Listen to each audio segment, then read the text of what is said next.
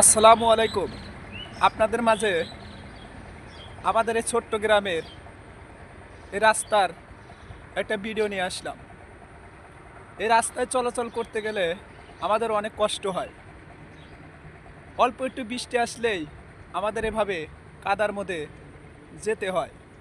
কোনো জরুরি রুগী থাকলে আমরা এই রাস্তা দিয়ে ভ্যান নিয়ে আসতে পারি না, খুব কষ্ট হয়।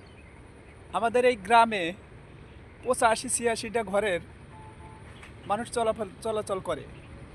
বিভিন্ন জায়গায় থেকে মানুষ চলাফেরা করে এবং এই রাস্তায় আমরা এই কাদার জন্য সুস্থভাবে হেঁটে যেতে পারি না। আমাদের খুব কষ্ট হয়। কোনো জরুরি রুগী থাকলে আমরা ভ্যান দিয়ে এই রাস্তায় নিয়ে যেতে পারি না। তাই আমি দৃষ্টি আকর্ষণ করছি আমাদের স্থানীয় মেম্বার চেয়ারম্যানদেরকে, তারা যেন এসে আমাদের এই রাস্তাটা এসে ঠিক করে দিয়ে দেয় এবং সংশোধন করে।